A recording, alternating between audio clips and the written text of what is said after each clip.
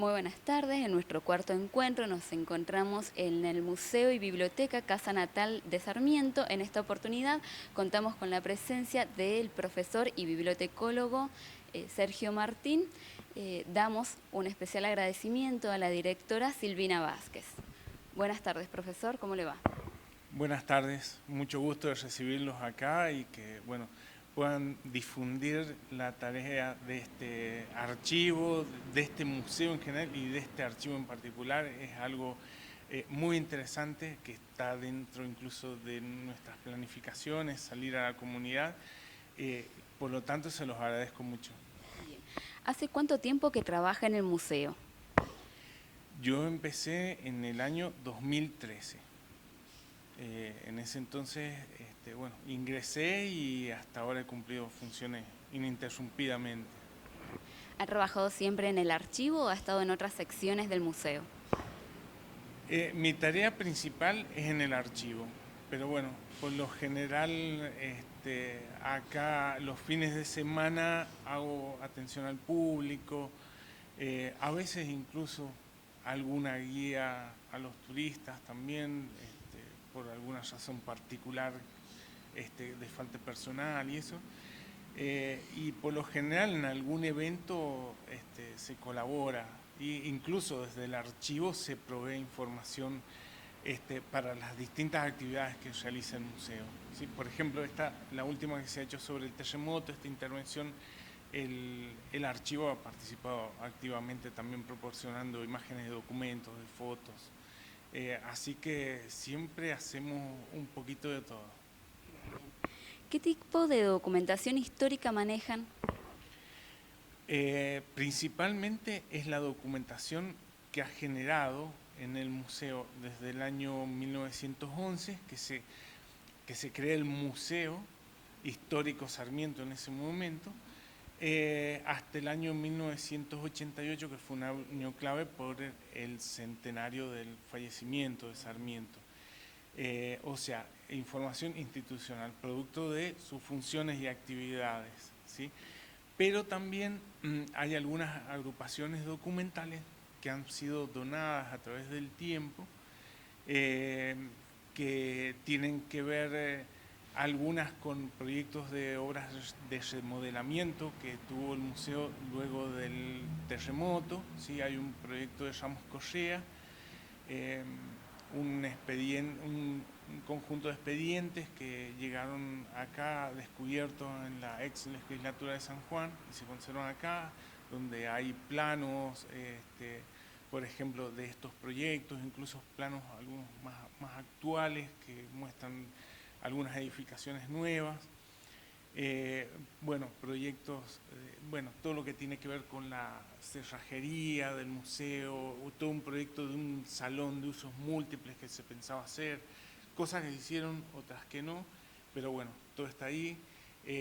Hay otra agrupación documental que tiene que ver con Paula, una nieta de Paula Sarmiento de Gómez, de Blanco, que era hermana de Sarmiento. Una sobrina nieta que juntó documentación y bueno, esa agrupación documental está acá. Entre ellas destaca un cuadro genealógico que hizo en el año 1938 con motivo del cincuentenario, el fallecimiento de su tío abuelo, donde empieza ese cuadro en la Edad Media y termina con todos los descendientes hasta esa fecha. Muy interesante. Y otro que tiene que ver con Monseñor Pablo Cabrera, donde es una agrupación documental bastante grande, tiene más de 300 documentos, y donde se puede conocer su vida y obra, sus investigaciones, está bastante buena para la investigación. Y así hay otras más que tienen que ver con documentos notariales, y eso es, digamos, en cuanto a agrupación documental, y el resto es documentación, como te dije, que tiene que ver con el museo, sus funciones y actividades, y que tienen que ver tanto con el monumento histórico, sí, con no sé, documentos de sesiones de parcelas, ese tipo de cosas, con la higuera, o con refacciones que se le han hecho al museo a través del tiempo, o la sección también museo, que ya tiene que ver con una parte, digamos, más de la actividad del museo, no tanto con el monumento en sí, sino con la actividad propia de la institución museo. Que también hay cosas muy interesantes, que tienen que ver con antiguos inventarios, por ejemplo, los primeros inventarios de la biblioteca, y algunas otras cosas, algunas otras actividades propias, pero también muy interesantes, que cuentan justamente la vida del museo. El cuadro genealógico que recién nos comentaba, ¿está disponible al público de forma física o digital? En estos momentos digital, física según las circunstancias, porque es muy grande, es de grandes dimensiones y está hecho en un papel vegetal, entonces manipularlo sería producirle un desgaste. Pero si está en forma digital, actualmente hay una base de datos a nivel nacional que tiene que ver con todo lo que tienen los museos nacionales, tanto de bienes culturales como de documentación, de archivo y de biblioteca, que se llama Memorar, y esa base están cargados ahí todos los documentos, se puede consultar todo lo que hay en los museos nacionales, y ahí están digitalizados nuestros documentos. Ya tenemos prácticamente un 90% de los fondos digitalizados y cargados en esa base. Y bueno, estamos con una base nueva que se va a incorporar, así que estamos en ese trabajo de modificar alguna información, ampliarla y pasarla a la nueva base. Pero por ahora en esa base puede consultar, y si no, acá personalmente se le puede brindar alguna copia del documento o consultarlo acá mismo. ¿Cuál es el documento más antiguo que conservan? El más antiguo es una escritura del año 1764, que está ahí en condiciones muy inestables. Está conservada, por supuesto, pero ya tiene una antigüedad tan grande que el papel es muy finito. Tratamos de prácticamente no manipularla, es una de las primeras cosas que se digitalizaron. Pero muy interesante, en un español antiguo, costó un poco sacar el alcance de contenidos para describirlo, pero bueno, ese sí es un documento, es el más antiguo que tenemos. Bien. ¿Cuáles son los métodos de conservación que se utilizan en esos casos? En estos momentos nosotros no hacemos conservación interventiva, sí hacemos conservación preventiva, ¿sí?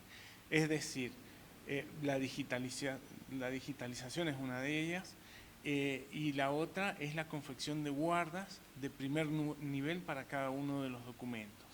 Sí, por supuesto, tenemos más de 1000 documentos, entonces es un proceso lento. Se ha empezado por los copiadores que tenemos, por ejemplo, que son de la sección museo, porque había uno, el primero, que estaba muy deteriorado, entonces se le fabricó una guarda especial con papel de conservación, libre de ácido, se le hizo un refuerzo porque se no tenía cubiertas, y es el libro que cuenta la historia de los primeros años del museo, ¿sí? Hasta más o menos llega hasta el segundo director, que fue el coronel Luis Jorge Fontana, entre otras cosas, que fue fundador de la ciudad de Formosa.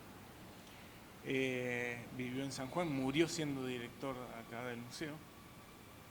Y entonces se les fabrican guardas especiales para cada uno, porque esto se encontró, la documentación en un principio se guardó toda junta, los documentos, en bolsas de polipropileno, que si bien lo protegían de algunos factores externos, pero al estar un documento con otro se contagian, ¿sí?, los problemas que pueden tener, tanto químicos como biológicos, porque hay muchos que tienen tintas ferrogálicas o hay algunos que tienen alguna infección de hongos.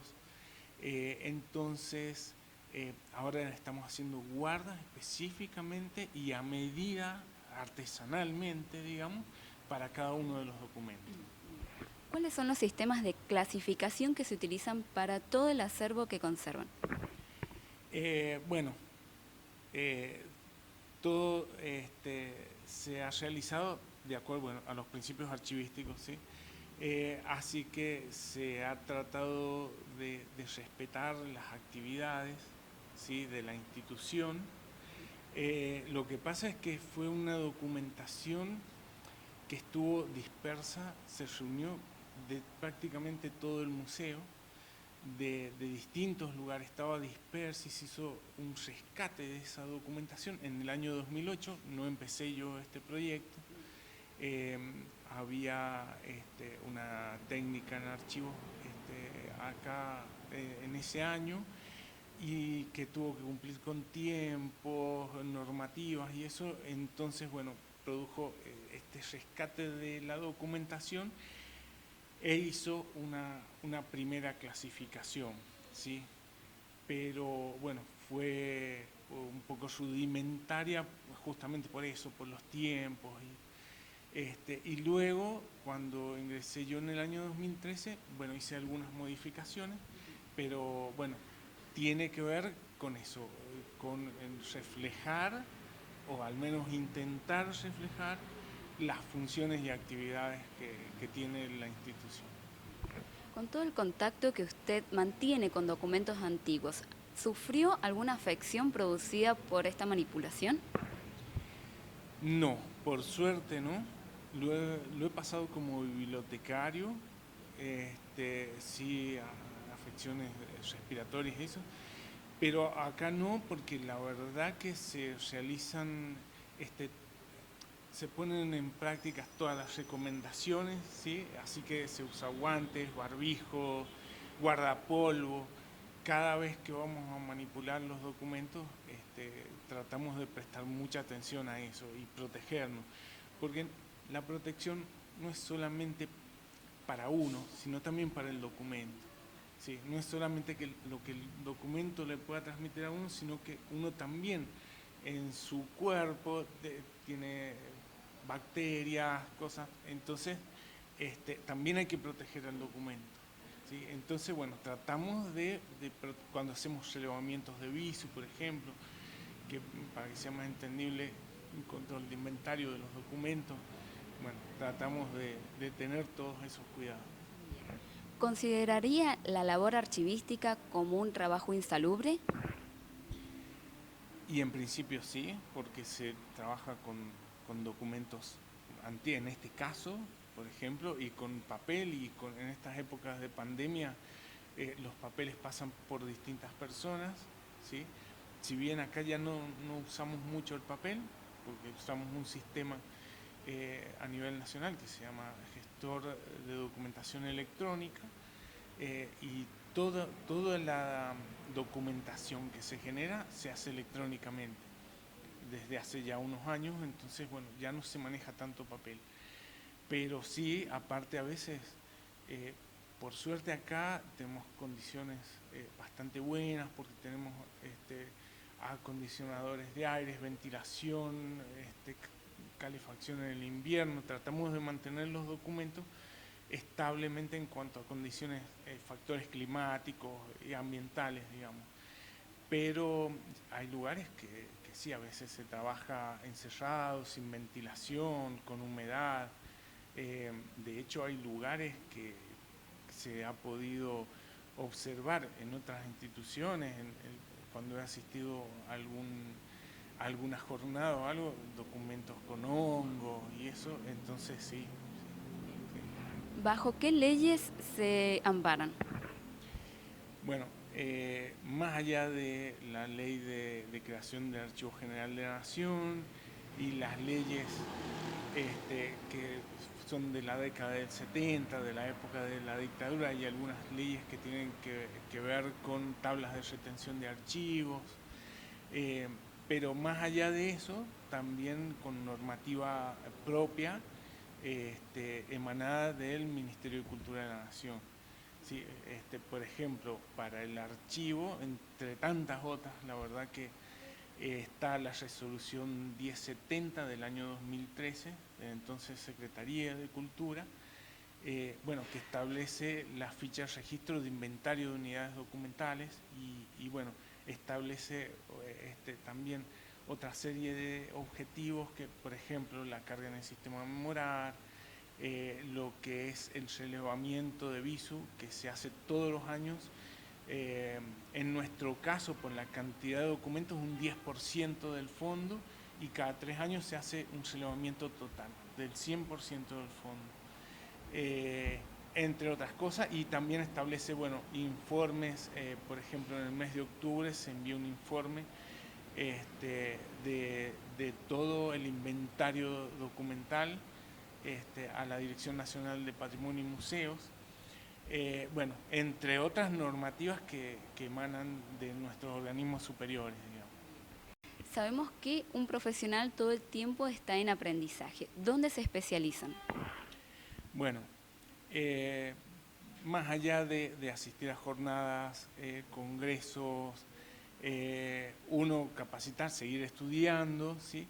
Pero también en la Dirección Nacional de Museos, y dentro de eso también un equipo que hay, coordinador de autogestión, organiza capacitaciones también para todos el personal más que nada del archivo y de registro de bienes culturales, y permanentemente, por ejemplo, algunas capacitaciones de conservación, de materiales de conservación, que eso no es, digamos, una especialidad de nuestras carreras, se ve, pero no a fondo, digamos, así que sobre eso o sobre las cargas en las bases de datos. Ahora, por ejemplo, vamos a implementar un sistema nuevo y seguramente vamos a tener una capacitación al respecto sobre esa carga y refrescar, bueno, normativas, las normativas internacionales, las ISAG y todo eso. Siempre se están consultando, ¿sí? Para la descripción de los documentos y eso, pero tanto, digamos, como aptitud personal, como también desde los organismos superiores y desde el mismo museo se realizan capacitaciones. De hecho, acá, hace unos años atrás, el archivo organizó una capacitación que tenía que ver con conservación.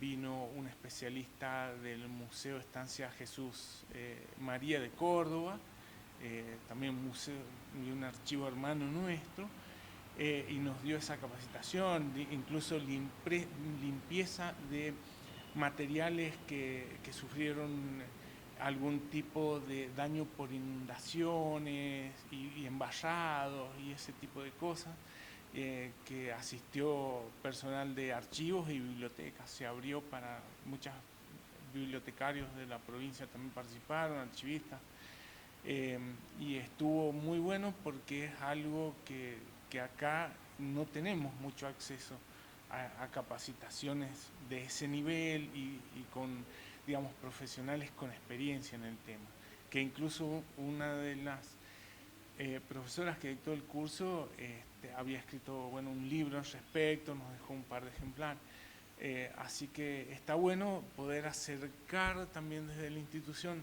a los colegas de la provincia ese tipo de capacitación. ¿La biblioteca es especializada? Sí, en realidad, bueno, eso lo tendría que responder la bibliotecaria, en estos momentos no está, pero sí, yo puedo decirles que es especializada principalmente en Sarmiento y en las obras escritas sobre Sarmiento, y también en historia argentina, regional, y también literatura regional. Sí, hay principalmente mucha poesía de autores sanjuaninos en la biblioteca. Desde el museo, ¿se dictan capacitaciones o cursos para el público general o para otros profesionales? Bueno, capacitación, con respecto al archivo, más o menos lo que contabas recién, sí se saben dictar algunas capacitaciones. El anteaño pasado, antes de la pandemia, también habló el ingeniero Tallico, que hablaba sobre los factores biológicos que afectan a los materiales, como los libros, por ejemplo, los documentos de archivo, todo más que nada se refirió a los insectos, ¿sí? Y también un problema que tenemos acá de las termitas. Así que dio una capacitación que fue abierta sobre ese tema, y sí se suelen dar capacitaciones en realidad en todo aspecto, bueno, se hacen cursos de tejidos también, ¿no? Que tienen que ver con otras áreas del museo, y que también con la función, ¿sí? del museo, pero sí, se suelen dar capacitaciones. En biblioteca también se hicieron jornadas sobre el libro antiguo, que también fue muy interesante porque era un tema poco trabajado acá en la provincia, ¿sí? Y a raíz de eso generó en diversos, planificación de diversas actividades que tenían que ver con este tema. Sí, así que sí, cada tanto se realiza, se hacen conversatorios también. Bueno, ahora se está planeando también un conversatorio. Siempre hay alguna área que está planificando alguna apertura al público. Y el archivo ha participado, junto con biblioteca, con registro de bienes, en la salida a los visitantes, ¿sí? O a las escuelas. Se ha trabajado en algún momento con turistas, ¿sí? Donde se les ha dado a conocer toda la actividad del archivo, las normativas que se respetan, los procesos técnicos, los procesos que tienen que ver con conservación. Se mostró materiales desde elementos de conservación hasta las normativas que usamos, se expuso todo, y es algo que al turista le agradó muchísimo, le encantó. Hemos hecho las mismas actividades con estudiantes de diseño de la Universidad Nacional de San Juan, en una actividad que trató sobre los sentidos. En la primera parte, la idea era que no utilizaran el sentido de la vista, y sí el gusto, el tacto, el olfato. Y ya en la parte que le tocó al archivo, se trató el sentido de la vista, así que bueno, expusimos documentos con distintas patologías, con humedad, con hongo, o distintos colores, distintas épocas, distintas escrituras, y la verdad que fue muy aceptado por los alumnos. De hecho, luego de que terminamos la exposición con la compañera que en ese entonces colaboraba, estuvimos una hora respondiendo preguntas. Y también hemos trabajado en un proyecto con niños de tercer grado de la Escuela Ángel de Roja ya hace unos años. El proyecto era de una compañera que es guía de acá de la casa, y la idea era llevar a esa escuela una réplica de un objeto de acá del museo.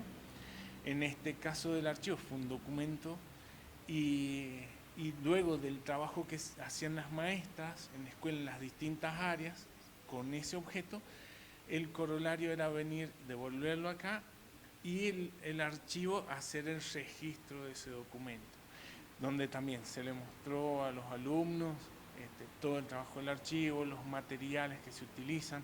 Se les mostró incluso un documento que tiene que ver con la escuela de ellos, y la verdad fue fantástico, una experiencia hermosa, muy buena experiencia. Los alumnos, que eran chicos, muy asombrados, además de verlo a uno, bueno, con barbijos, con guantes, los materiales realmente fue una experiencia extraordinaria, que incluso las maestras escribieron nuestros libros, agradecieron mucho porque los alumnos se habían quedado enganchados, digamos, con esa experiencia, les encantó.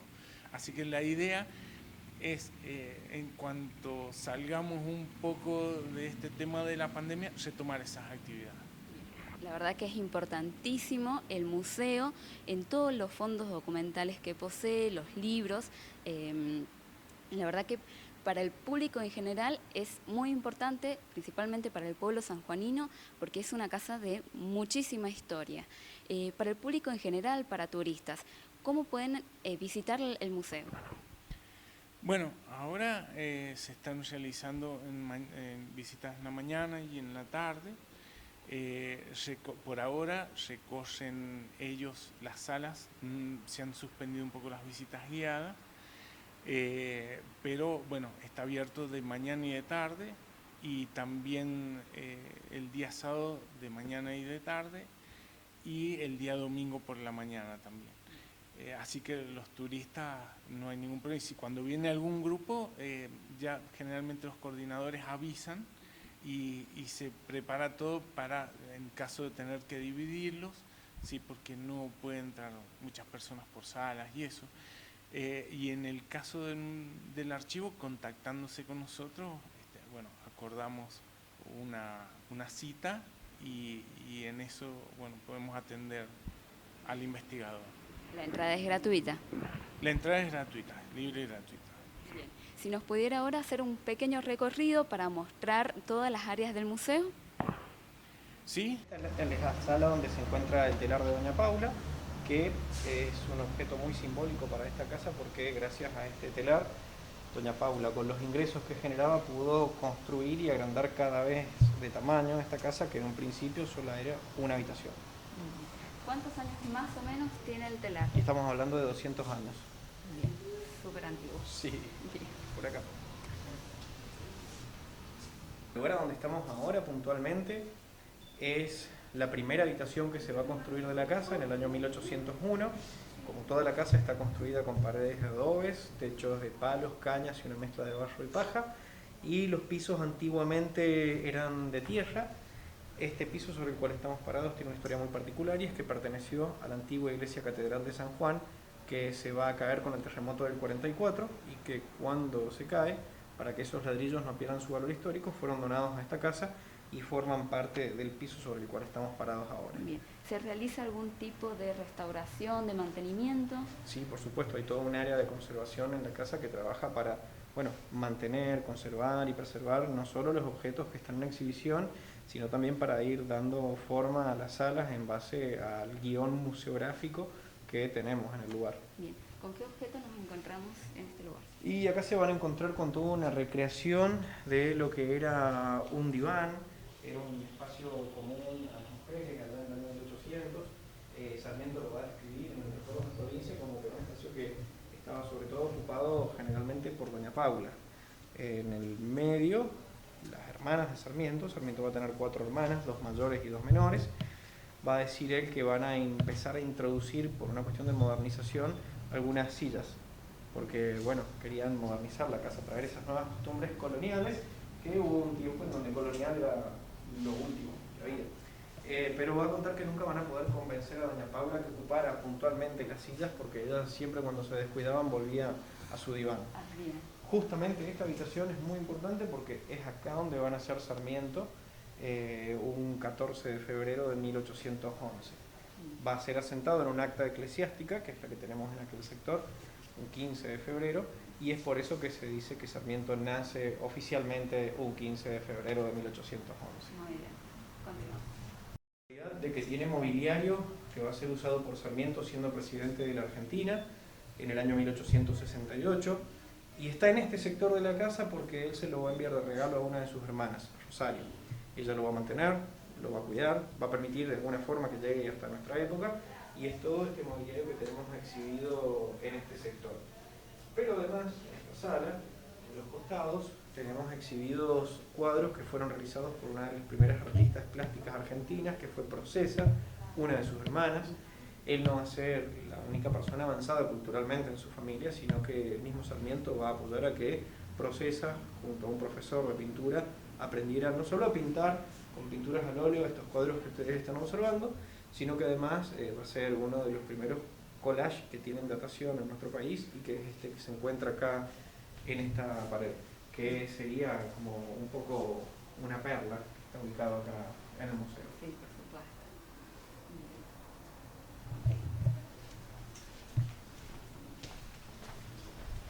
No puede faltar, obviamente, en una casa familiar, la cocina, con el fogón familiar. Imagínense que esta habitación no tenía este color, sino que estaba oscura debido al hollín que se producía con el fuego. Tenemos un mueble familiar que uno acá puede entender esa diferencia entre los muebles de Sarmiento Presidente y los muebles familiares, mucho más simple, mucho más austero.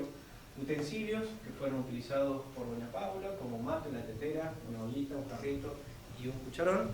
Y es importante entender que por estas salas donde estamos caminando ahora, caminó Sarmiento siendo un niño y un adolescente, porque uno siempre se lo imagina a Sarmiento ya como un hombre grande, ¿no? Y es como que es una persona estática en esa etapa de su vida.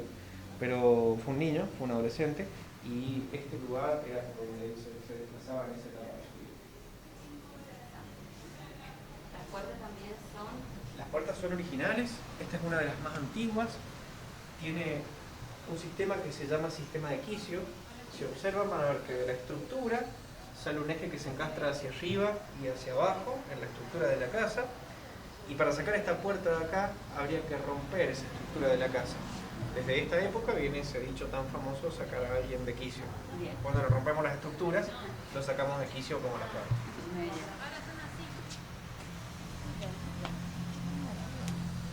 Estamos en la parte trasera del museo. Tenemos acá una pequeña recreación de la huerta de doña Paula. Sarmiento decía que era muy pequeña, del tamaño de un escapulario, pero que le proveía a la familia las verduras que iban a utilizar en el día a día de la cocina colonial de ese entonces. Van a ver que la casa continúa hacia atrás y bueno, eran habitaciones que tenían diferentes funcionalidades, teniendo en cuenta de que vivía una familia numerosa. Vamos a encontrar cepas colocadas en forma de encatrado, porque de esta forma la familia no solo tenía sombra, sino que también tenía uva. Y en este sector está el patio de homenajes.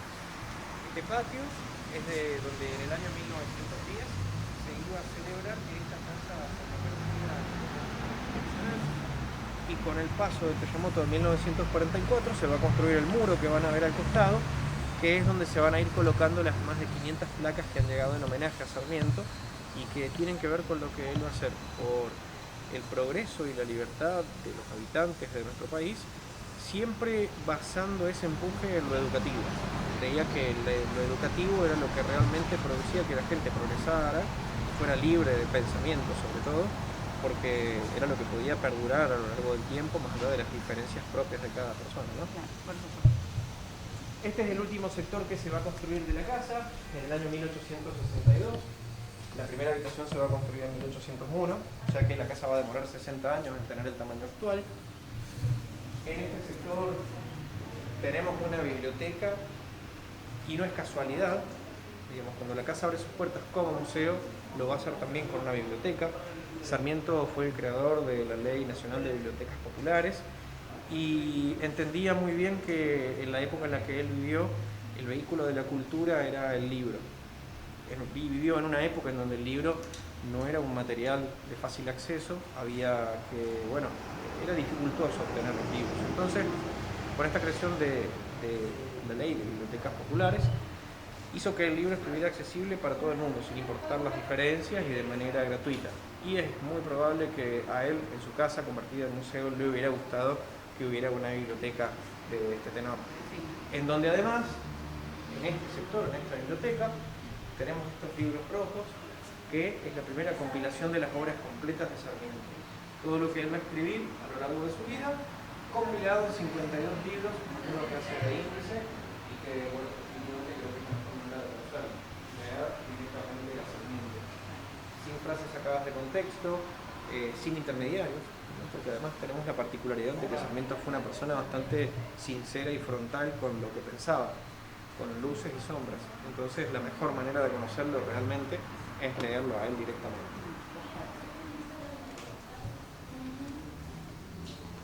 Y en esta sala tenemos acá un poco de una etapa en donde Sarmiento ya realmente va a tener poder de decisión y va a tomar realmente decisiones que van a afectar la vida de las personas. primero como gobernador de la provincia de San Juan en su periodo de 1862 a 1864, y es por eso que tenemos este mobiliario acá, un escritorio con su silla y un pequeño sillón, y una imagen de Sarmiento de cuando fue gobernador de la provincia, que es bastante diferente a lo que estamos acostumbrados a encontrarnos, ¿no? Con barba, bigote, con tal vez un pelo un poco largo. Bueno, ahora en este momento nos encontramos en el hall central. ¿Qué historia tiene la tradicional higuera? La higuera tiene la particularidad de que en la época en la que doña Paula va a construir su primera habitación, que es por donde ingresamos al principio, esta habitación estaba en un barrio que se llamaba El Carrascal, y que así como hoy es normal encontrar moras y plátanos, en ese entonces era normal que hubiera higueras. La casa va a ser construida al lado de esta higuera y luego va a ir creciendo, generando no solo un patio central, sino que la higuera va a adquirir un valor simbólico muy poderoso, porque debajo de la sombra de la misma, Sarmiento decía que con las primeras luces del sol podía sentirse los trabajos de doña Paula con el telar, y bueno, obviamente a la sombra de la misma Sarmiento le dio sus primeros niños, sus primeros libros, siendo un niño de 5 años, lo cual es un detalle no menor en un país en donde la mayor parte de los habitantes no sabía leer o escribir. Y bueno, si bien este es un retoño de esa higuera original, creemos que eso simbólico, esa mística, se conserva aún hoy en este árbol. El museo es de los pocos edificios que sobrevivió el terremoto de 1944. Solo una parte. Todo aquel sector que nosotros conocemos como el sector familiar va a resistir el terremoto del 44 y del 77. Todo este sector, que es la Casa de Gobierno, se va a caer con el terremoto del 44. Se volvió a reconstruir, respetando los planos que el mismo Sarmiento había dibujado. Entonces esto significa que la casa conserva la fisonomía original de cuando él vivía acá. Bien, bueno, eso ha sido todo. Muchísimas gracias por este recorrido. No, por favor, gracias chicos. Un Que placer. sigan disfrutando. Bien, buenas tardes. Si nos puede comentar, bueno, ¿qué se realiza en este área? Nosotros lo que hacemos, como lo dicen las palabras, es registramos todo lo relacionado a bienes culturales del museo y recopilamos toda la documentación de cada bien, las notas de donaciones, alguna información que se obtenga del donante, todos los movimientos que se hacen en las salas. Por ejemplo, hoy hemos sacado algunos bienes y los hemos guardado en reserva, y otros de reserva lo hemos mandado a la sala de exposición. También mantenemos los bienes en un lugar que se llama reserva, que es donde están alojados mientras no se exponen, con todas las medidas de seguridad y de conservación y demás. Y después digitalmente lo llevamos todo, tenemos legajos digitales de cada bien, ¿sí? Y tenemos tareas de visu anual, tenemos tareas de mantenimiento, de conservación preventiva en cada uno de los bienes, tanto en sala como en reserva, ¿sí? Y bueno, y vamos observando también el paso del tiempo en cada uno de los bienes. Y eso hace que, digamos, bueno, este bien se está deteriorando mucho, veamos qué posibilidades hay de guardarlo, o de restaurarlo, o de mejorarlo, sin modificarlo del origen. Bien. Eso es en general. ¿Cómo podríamos relacionar la labor archivística? Claro, en colaboración, porque tienen toda relación, tanto la biblioteca, la reserva, el área de ella con el archivo, está todo relacionado. Bien, acá tenemos al arquitecto Eduardo Portillo, que él les va a contar su actividad. ¿Cómo andan? Buen día. Yo me encargo de todo lo que tiene que ver con el edificio histórico, con lo edilicio, en la parte de mantenimiento y conservación del edificio histórico. También me he encargado de la parte museográfica, de las exposiciones y todo eso, y lo que se exhibe en las salas. Básicamente, este es el archivo histórico. Sí, acá están todos los documentos, como verán, no son muchos porque muchos se perdieron a través del tiempo. Claro. Pero también está todo lo que se pudo rescatar. Bueno, como ven, todo rotulado, con el nombre de la sección, el fondo, la serie, la caja, en qué anaquel está la caja, y bueno, la cantidad de documentos que contiene, las fechas límites, ¿sí? Y los números de inventario. Muy bien. ¿Sí? Y en esta caja especial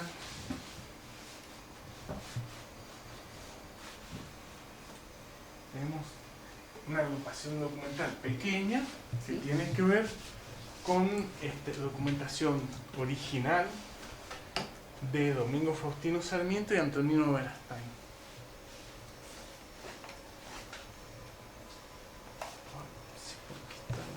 Más o menos, ¿de qué año estamos hablando? Y esta es más que nada de la época de la presidencia del Sarmiento, de 1870, hay otras posteriores, dos documentos más.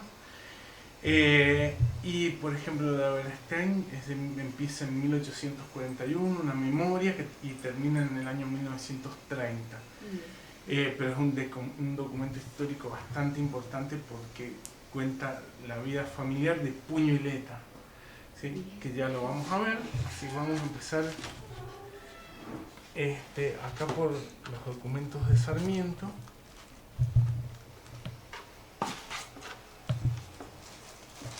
Bueno, observamos que las medidas de conservación son... Sí, igual hay que insistir con esta, pero esta, por ejemplo, es especial porque uno incluso lo puede ver al documento. Y tiene este elemento que se llama Mylar, que es transparente, entonces para una consulta permite. Sí. Pero igual todos estos documentos, la idea es que primero la consulta sea en formato digital, ¿sí? O electrónico a través de las bases en internet. Pero bueno, este es un documento de Sarmiento en la época en que era presidente de la Nación. De hecho ahí se puede observar el sello que dice Presidente de la Nación. Digamos, este documento no tiene fecha. Perdón, sí, es de 1870. Ahí está, junio de 1870, a don Félix Veleda Peña, que era gobernador de Córdoba. Y trata sobre un asunto muy político, sobre una medida que tomó él como presidente y que le da instrucciones al gobernador de Córdoba para que actúe en consecuencia, ¿sí? Y este documento fue donado en el año 2014, ¿sí? En este caso por el entonces gobernador José Luis Gioja, que lo donó al museo. Él lo había recibido del gobernador de Córdoba, justamente. Vamos a tratar de mostrarse las firmas de... Vamos a poner los lados.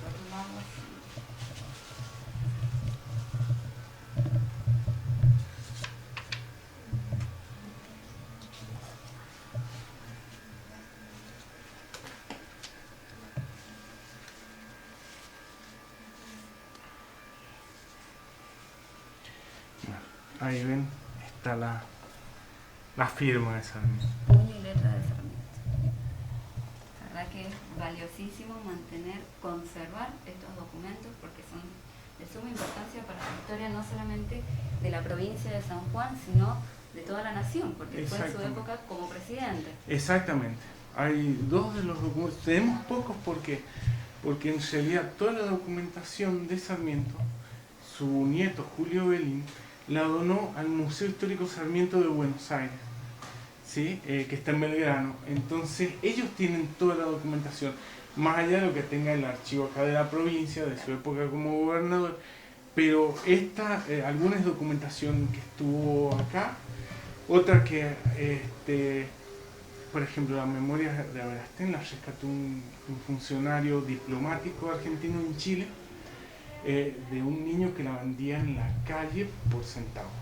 O sea, la importancia de estas instituciones archivísticas y que se conozcan, ¿sí? Porque el funcionario en ese momento no existía acá el archivo como tal, este archivo, pero lo donó, se lo compró y lo donó acá. Entonces, la importancia justamente de dar a conocer nuestra actividad, para que incluso hay muchos particulares seguramente que tienen digamos, documentación de Sarmiento y la tienen en sus casas. De hecho, en este mismo año 2014 vino de visita un abogado de Mar del Plata, de Mar del Plata, y le comentó a una de nuestras guías que tenía una carta de Sarmiento, que es esta, en ese mismo año 2014, y nuestra compañera, conociendo todos los procesos técnicos, y no solamente técnicos, sino también legales, que recorre el documento para ingresar al patrimonio del Estado Nacional, con todas esas seguridades, lo convenció a este turista, a este abogado, de que donara el documento al museo. Y así lo hizo efectivamente. Y de hecho, después de un par de años, de todo un proceso legal, de expediente, lo tenemos con nosotros. Y ingresó incluso al patrimonio del Estado Nacional. ¿Sí? Ya legalmente es de todos los argentinos. De todos los argentinos. ¿Sí? La verdad que es impresionante observar el tipo de letra, el tipo de escritura de aquella época, ¿no? Sí, y además los problemas que tiene, ¿no?, este documento como tal, las manchas, seguramente de humedad, de hongo. Bueno, y ahí está la firma de Sarmiento. En esta época él era inspector de escuelas de la provincia de Buenos Aires, y en realidad trata de un asunto administrativo, pero que lo que denota, lo que resalta de Sarmiento es su característica de estar en todos los detalles, ¿sí? Porque como inspector general hace, en realidad cada ordena que se le pague en sueldo, una ordenanza de la cuenta tal, ¿entienden? Una cuestión que por ahí él podría tener subordinados que lo hicieran. Pero digamos, él estaba en lo que se refería a educación en todos los detalles. Muy bien. Y la importancia de conocer los procedimientos, dar a conocer nuestras normas, ¿sí? Por esto, porque puede haber gente de que tiene inseguridades de donarlas, de que el documento se pueda perder, que la institución no se lo cuide. Pero si nosotros mostramos nuestro trabajo, mostramos las normativas que seguimos, las leyes que cumplimos, ¿sí?, las normativas emanadas de nuestros organismos, bueno, eso le da una seguridad a quien posea estos documentos de donarlos y que no se pierdan. Porque, por ejemplo, este abogado nos decía que en su casa se iba terminando perdiendo. Sí. La verdad que es importante destacar que la labor archivística es de suma importancia para poder conservar no solo en pos del documento, sino de lo que es la memoria de todos los... Exactamente, la memoria y también lo que hace a deberes y derechos de los ciudadanos. Los documentos también generan eso. Entonces la actividad archivística es memoria, deberes, derechos, lo cual nos hace tener una responsabilidad muy grande. Muy grande, sí, por supuesto. Bueno, y esta es la memoria de Antonino Verastain. Bueno, ahí está, sí, memoria, 1846, Antonino Verastain. Da detalles de su casamiento, de todos los nacimientos de sus hijos, los fallecimientos también. Incluso brinda detalles tan finos como la cantidad de horas de trabajo de parto de la esposa, el médico que la atendió, el cura que los casó, que bautizó a los niños, incluso algunos detalles de los nombres, que es el significado de los nombres de sus hijos, ¿sí? Esto estaba acá desde siempre, así que lo hemos conservado en el mismo lugar. Parece cabello de un niño, al parecer. Y bueno, y termina esto con sus hijas, que dan detalles de la muerte de su hermana, de la última hija que le queda, y antes, la anotación anterior, las dos hermanas comentan la muerte de su padre. De hecho, incluso brindan el nombre de quién fue, quién lo fusiló, quién fue el encargado de darle el tiro. Entonces es un documento histórico importantísimo y de primera mano, digamos. El mismo prócer cuenta su historia y sus hijas. ¿Sí? Así que, bueno, invitamos a los investigadores también que se acerquen. Tenemos No hay mucho material de Sarmiento por lo que dije anteriormente, pero sí se puede conocer desde la vida, algo de la obra de Sarmiento y también la vida institucional del museo, que también es muy rica en cuanto a personal, a directores, a hechos que han sucedido en la casa, a la resistencia que ha tenido el monumento durante su historia, a los factores climáticos, al terremoto, todo eso. Sí, así que, directores que han pasado como Ferrer Oro, el coronel Luis Jorge Fontana, ¿sí? El historiador César Guerrero, por ejemplo. Entonces, realmente tiene una vida muy rica que está bueno conocer. Bien, bueno, invitamos a todos, ya sea profesionales archivistas también, para que puedan a través de permisos observar estos documentos que la verdad son importantísimos, y al público en general que venga a visitar al Museo y Biblioteca Casa Natal de Sarmiento. Esto ha sido todo, muchísimas gracias, agradecemos realmente de corazón a usted, a todo el personal que trabaja acá. Gracias a ustedes, realmente es un gusto compartir con colegas esta actividad y con quienes están estudiando todavía y con las instituciones. Dar a conocer la actividad archivística es una gran satisfacción y es algo que considero que en mayor o menor medida, según el lugar que nos toque en la sociedad, debemos conocer también. Por supuesto. Bien. Gracias.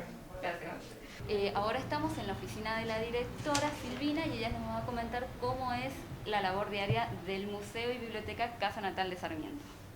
Y bueno, acá lo que me parece que es importante de entender es que la casa histórica es, digamos, de algún modo, es la parte más importante y que le da sentido a todo este espacio cultural, ¿no?, que se define el museo y biblioteca. Entonces hay muchas actividades relacionadas, por supuesto, sí, las específicas, que es a conservación y restauración, y todo lo que es esto de comunicar el legado, ¿no?, de Sarmiento y de su familia. Y por otro lado tenemos lo que se llaman programas públicos, que son actividades más ligadas a esto, al espacio cultural, y son actividades que nos permiten ingresar o llegar a públicos diversos, ¿sí? Entonces, de algún modo, sí, mi rol es no es de dirigir, sino que quizás sea de gestionar todos los aspectos que hacen a un espacio cultural, ¿no? Y desde ya es un trabajo muy rico, muy dinámico, en conjunto, en equipo. Desde el principio se planteó, y yo vengo del ámbito universitario, entonces no hay otro modo que trabajar dentro de la universidad y dentro de estos espacios públicos, que es siendo parte de un equipo. Entonces también como equipo sí nos articulamos entre todos los que formamos parte de Casa Natal, y sí también el Museo y Biblioteca Casa Natal de Sarmiento pertenece a la Red Nacional de Museos. Entonces esto sí, diariamente trabajamos de un modo muy articulado y constante con Buenos Aires y con todo lo que implica la red de museos. Entonces sí, es una tarea bastante intensa, dinámica, pero muy rica. ¿Algo más? Bueno, eso ha sido todo. Muchísimas gracias por permitirnos poder hacer el recorrido y hablar con cada persona importante que trabaja en este museo. Bárbaro. Muchísimas gracias. No, gracias a ustedes.